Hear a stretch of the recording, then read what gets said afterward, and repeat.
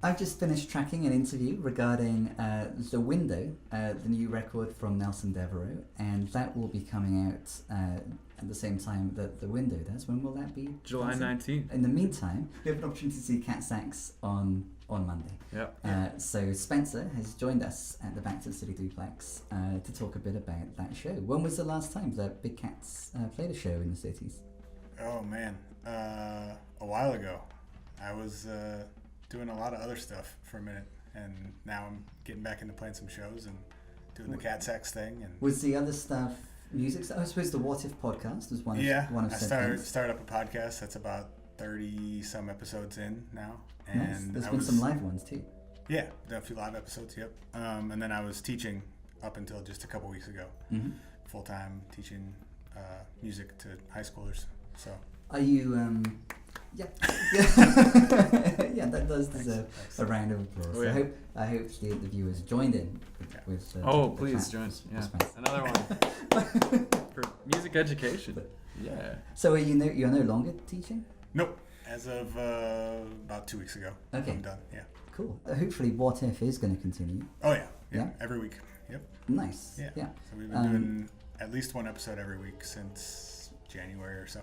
Do you have what kind of what is the What If podcast? What's the structure of it? We ask a different weird or like paranormal or mysterious question every week, and then just try and answer it. So like the one we did last week was what if you saw a UFO? Yep. And we went up in to northern Minnesota and talked to a gentleman named Mike Knox, who's had a lot of UFO encounters and alien abductions in his past. Yeah. So for him, it's not what if. Okay. No, for him it's very real. Yeah. But for what for did us, he do, and what would you do? Well, you'll have to listen to okay. it. It's a long interview. So often you have musical guests, not playing music necessarily, but we have our friends who often happen to be musicians. Yeah. Has Nelson been on the show? He's not yet. No, not yet. Gotta fix that. Yeah. Maybe you can make a plan after this. But Eric Mayson has. Yes, many times. Yeah. Yep. And how regularly is there a live version? Is it always at the Nomad? We've done 3 of them, and we're taking a little break from that to stockpile some more studio episodes, but we might get back to it at some point here. And it's you and Ryan. Yep, Ryan Copperwood is my co-host for that, and then we bring in guests occasionally. Yeah, you the Polar Bear Rug. We put out an album together. Record was the 2 of you. What was that? Last August. Yeah, and then some 30 and counting podcast episodes. Yeah, I think we just did number 32 yesterday. Yeah. Wow. Yeah. Good job. So what else? Do you have a live What If like on the books? Is there a date? We don't right now. No. That must be a lot of work.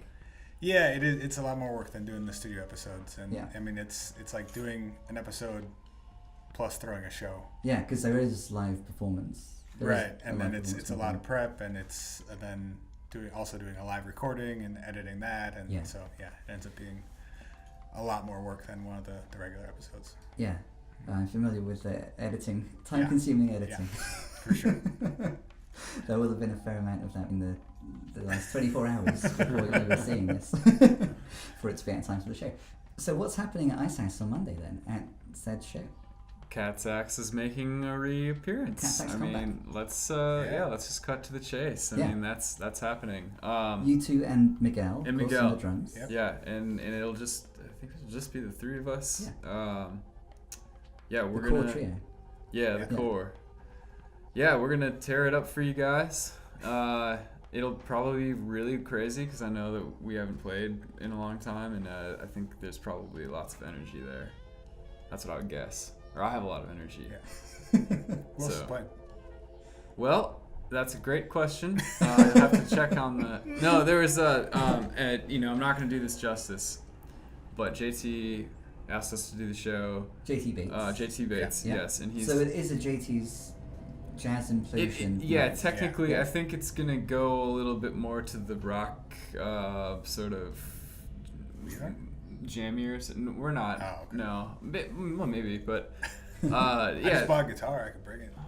Oh, nice. What kind of guitar did he buy? A Fender Stratocaster. Very Very original.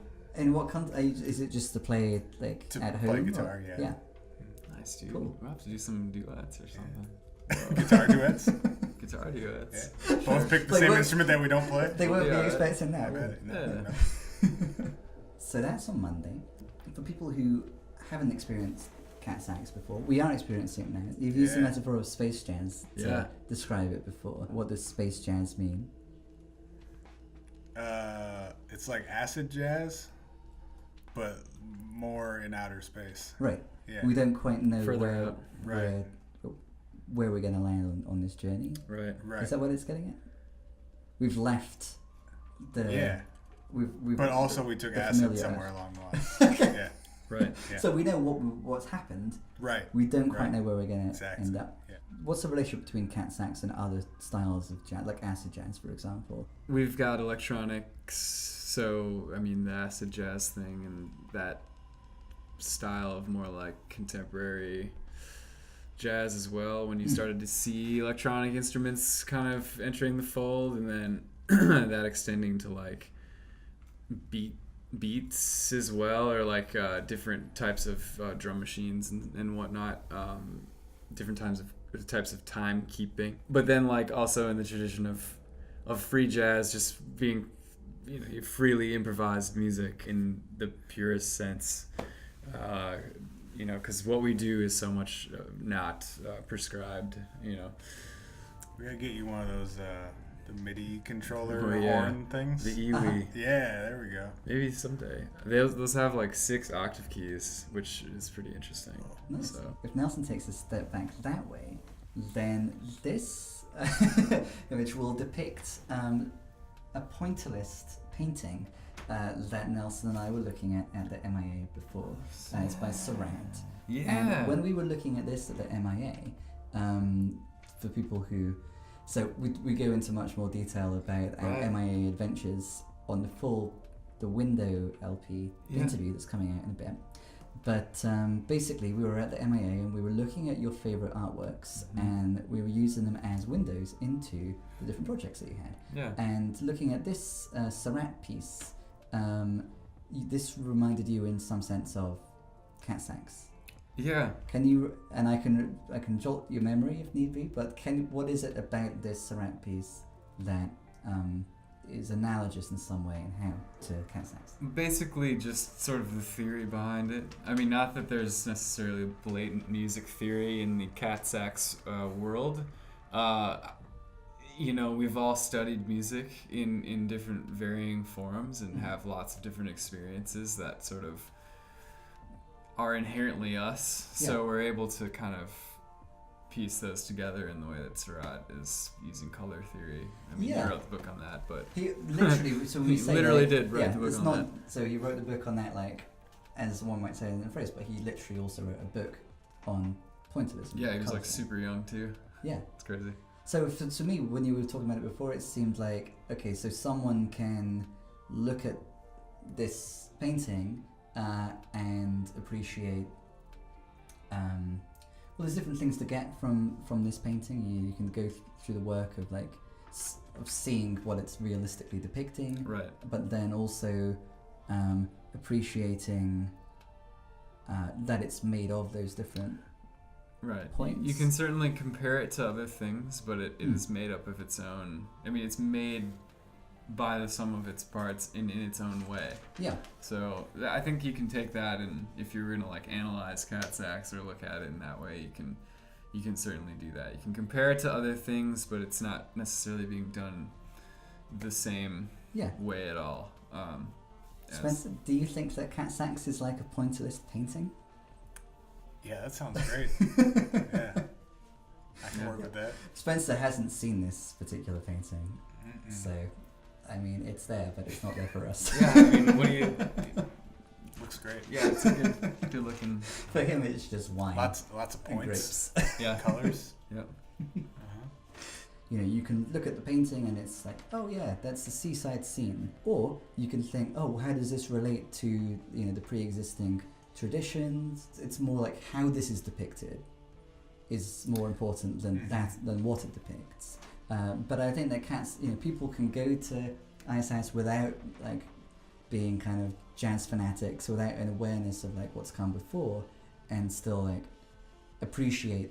Do you see what I mean? Right. Yeah. I mean, that's how I come at it. I'm not a jazz fanatic or like hardly a jazz listener even. So Yeah. yeah. You're not a jazz cat, but you're a big non-jazz cat. Yes. Yeah. Yeah. There it is. Now we've ventured into new territory, and we can hear some new CATSAX material. Yeah. Yeah. Where did you record this? Also at River Rock. Okay. Yeah. And how recently? Return to the rock.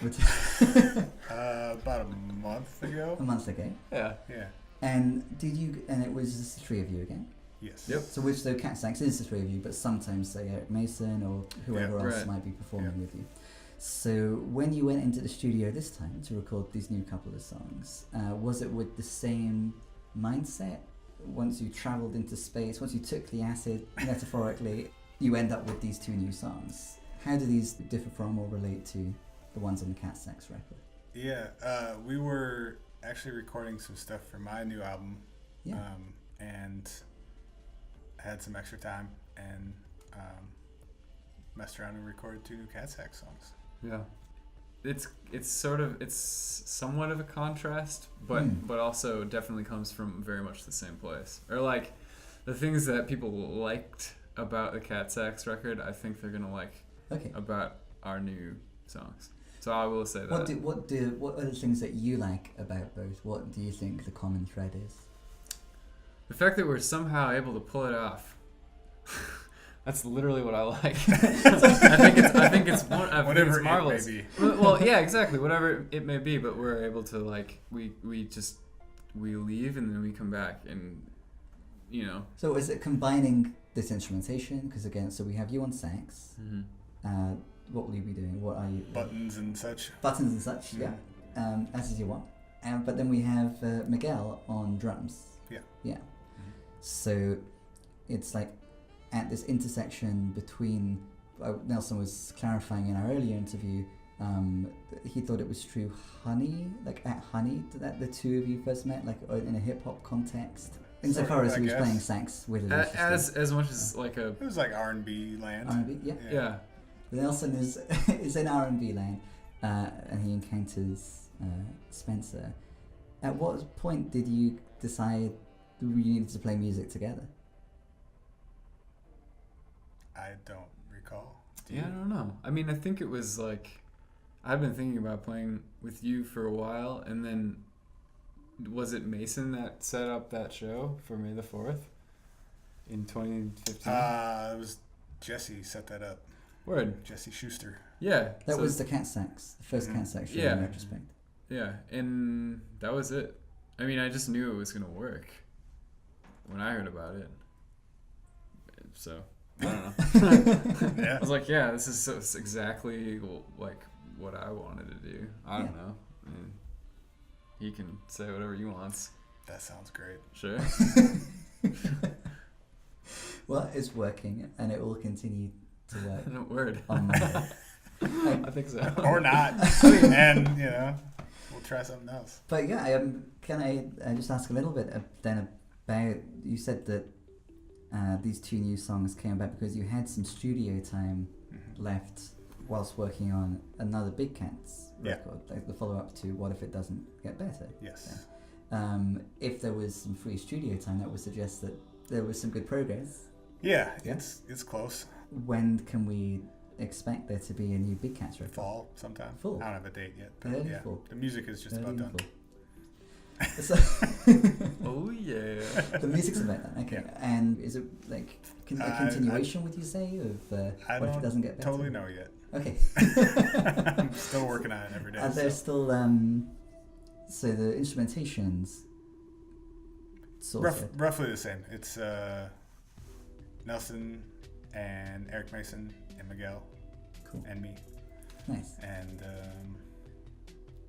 kind of the similar approach as What If It Doesn't Get Better in terms of doing a lot of improvising and sampling from those improvisations and adding stuff and layering and Are there vocals? Yes. Lydia Liza, and Eric Mayson both do some vocals on it. Yeah, And like last time. there might be more still. Yeah. Yeah. Mhm. Cool. Well, And Tony Williams, Tony the Scribe. oh, brilliant. Yeah. Oh, Yeah. great. So that is a new component. That is new. There Yeah. might be a rap song or two. Yeah. Oh, a rap song or two. Whoa. Weird, huh? Oh, mine's just blue. Yeah. Mine's have been blue. So there's that to look forward to. Mhm. Hopefully, so we're not often like standing up, but we're so like during the episodes, but we're so kind of excited, and we're improving. Yep. Was the transition from the Nelson interview that's going to come out with the record. But hopefully, Big Cats will join me again, and we'll sit down and we'll delve into For the sure. new Big Cats record. Yeah. When it's ready. Sounds good. Cool. But in the meantime, I'll see you tomorrow at Ice House. Tomorrow being Monday. Lovely. Monday, July the 26th. if you lose track of June 26th. That June month. 26th. Oh, okay, we're in June still.